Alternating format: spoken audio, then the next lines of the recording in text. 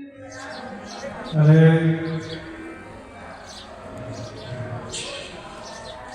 सारी इकट्ठी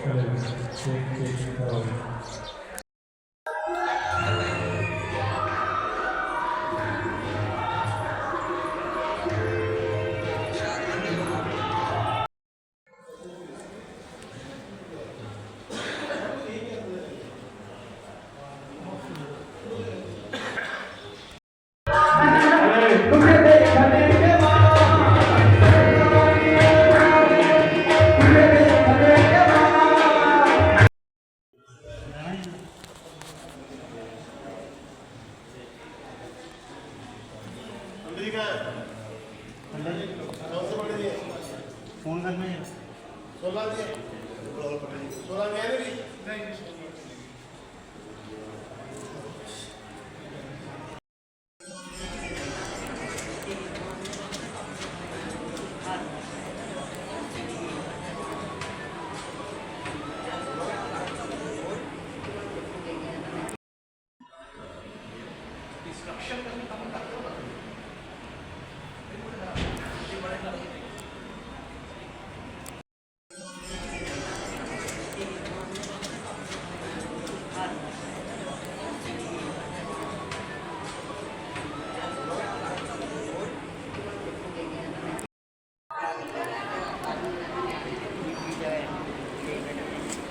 मंडलेश्वर महान श्री प्रेम धाम में पधारे हैं। मैं दिल की गहराइयों से आपका धन्यवाद करता हूं। कुछ जो पिछले दिनों में विवाद चल रहा था, क्या प्रेम धाम में कुछ गैर सनातनी होता है ऐसा, तो आज सभी महामंडलेश्वर सभी संत हिंदुस्तान के बड़े अखाड़ों के बड़े महामंडलेश्वर पहुंचे हैं। तो मैंने उन सबको यहाँ पर भ्रमण करवाया कि ऐसा कुछ यहाँ पे होता है। बहुत आशीर्वाद मिला इनसे। इन्होंने खुद आपके सामने बोला कि यहाँ पर प्रॉपर सनातनी सिस्टम है, सनातनी रहेगा। ये प्रेम धाम है, यहाँ पर मोहब्बत ही बांटी जाती है और मोहब्बत ही बांटी जाएगी।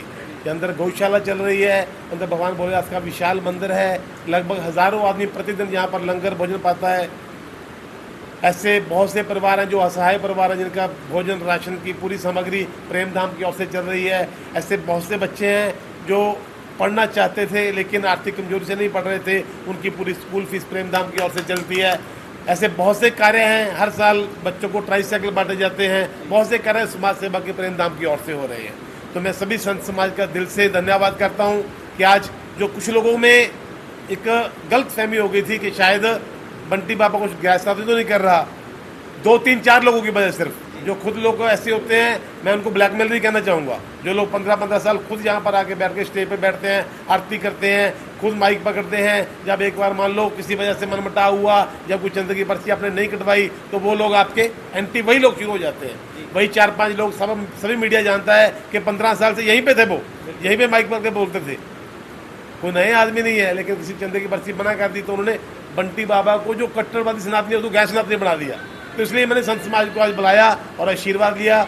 जो लोगों का मानना था कि महाराज बंटी बाबा जी मुकेशांत भरे थे, बंटी बाबा कैसे हैं, तो मैं आज भी अखाड़े का सेवादार हूँ। सभी नंजनी अखाड़े के यहाँ महामंडलेश्वर बैठे हैं, इनके चरणों में बैठकर मैं ये बात बोलता हूँ कि मैं आज भी नंजनी अखाड़े का सेवादार था, हूँ और पूरी जिंदगी रहूँगा। मैं संत शॉर्टली की मैसेज ये मेरा शॉर्टली मैसेज है, अभी प्रेम धाम वालों मुहब्बत का पैगाम ही ਜਾਂਦਾ सी है और रहूगा। प्रेम धाम एक ऐसा स्थान है, तुम आप देख रहे हो अंदर भगवान भोलेनाथ भी हमेशा पुजारी सेवा कर रहे हैं। अंदर गौशाला बनी हुई है। असं इतने नमाज पढ़ा रहे हैं किसी तो, जैसे किसी तो सुन्नत करा रहे हैं। 24 घंटे से की कहने गुरुद्वारा साहब जाओ, भोलेनाथ के मंदिर जाओ, बालाजी के रोट ला के आओ, चूली ला के आओ। मैंने मुसलमान ने की ऐसा काम करवाया? हाँ, मुसलमान मेरे लिए बुरी गल नहीं, मुसलमान अपनी जगह सही ने, वो अपनी जगह जो मर्जी करें, मैं अपनी जगह जो मर्जी करा। ये प्रेम है, मोहब्बत है। पीरां दी परंपरा 400-500 साल तो चलती आ रही है। मेरी खुद की गद्दी अज 400 साल तो चलती आ रही है। मेरे पिताजी दादाजी 400 साल तो चलती आ रही है। हूँ इसके मैं गद्दी बैठा सेवा कर रहे हैं। 100% सनातनी सी सनातनी ही रहूँगा, लेकिन मैं किसी भी तरह बुरा नहीं बोलूँगा। उन्होंने तो दिमाग इस टाइम खिलिया होया। मैं परमात्मा को अरदास करूँगा, बोलना तो अरदास करूँगा, थोड़ी जी उन्होंने बुद्धि देने परमात्मा।